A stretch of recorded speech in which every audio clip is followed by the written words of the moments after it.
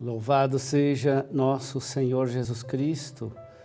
Hoje é dia 18 de outubro, estamos no 29º domingo do tempo comum. E o evangelho de hoje é de Mateus capítulo 22, versículos 15 a 21.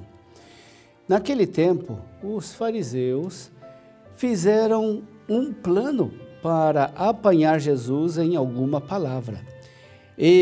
Então mandaram os seus discípulos junto com alguns do partido de Herodes para dizerem a Jesus: Mestre, sabemos que és verdadeiro e que de fato ensinas o caminho de Deus.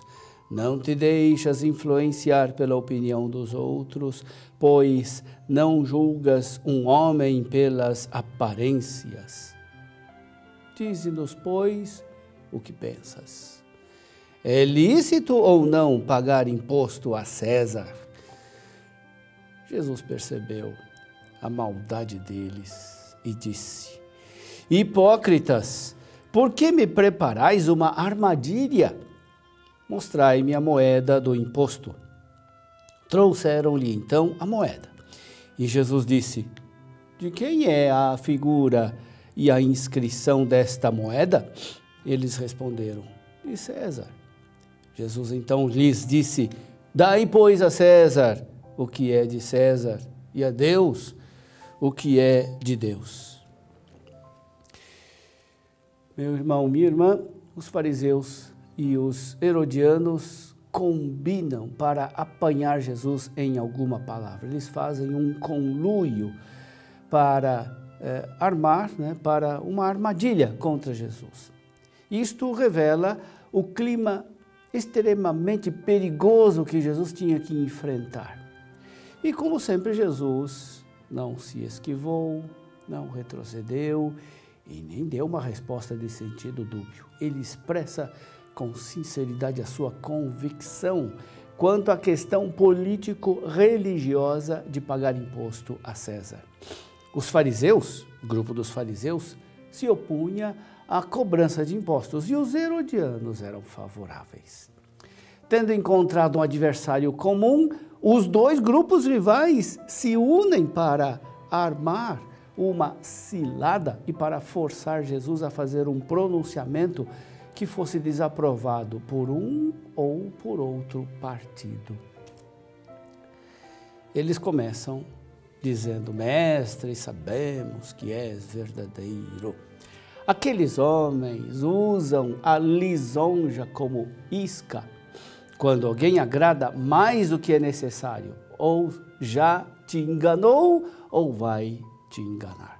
Os lisonjeiros, embora digam a verdade, são possuidores de uma alma vil e maliciosa, fingindo uma curiosidade inocente ou uma admiração pessoal, elogiam com uma má intenção. Nessa lisonja, eles reconheciam a fidelidade de Jesus como mestre, sua sinceridade, seu destemor, e que ele, a diferença deles, não era bajulador e não fazia acepção de pessoas. Era como uma confissão de culpa. Essa lisonja, porém, era também um insulto, porque pensavam que Jesus ficaria com medo de expressar sua convicção pessoal ou que caísse como um ingênuo na armadilha preparada. Eles perguntam: é lícito ou não pagar imposto a César? Pagar imposto é um ato de reconhecimento de uma autoridade constituída. A questão política dessa obediência, devida ou não, se reveste de um cunho religioso que envolvia a consciência das pessoas. Além da mordida econômica, o imposto a César incluía o pagamento a uma potência estrangeira, cujos governantes não podiam ser considerados legítimos representantes de Deus, pois eram pagãos e foram impostos pelos dominadores.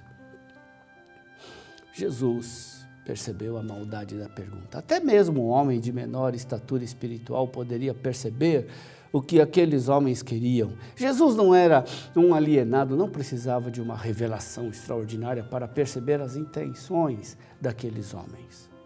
Eles não vinham como polemistas. Se fosse assim, mereceriam ao menos o respeito de Jesus.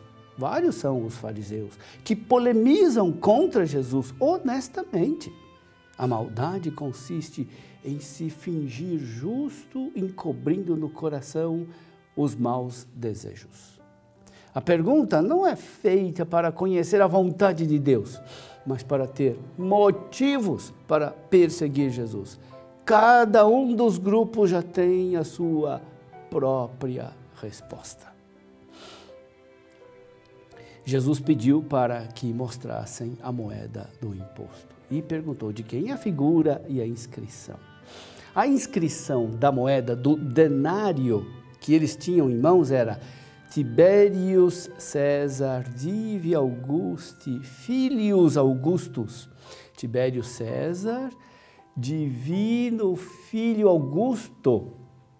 A pergunta de Jesus rompe os fios da rede que eles lançaram sobre Jesus.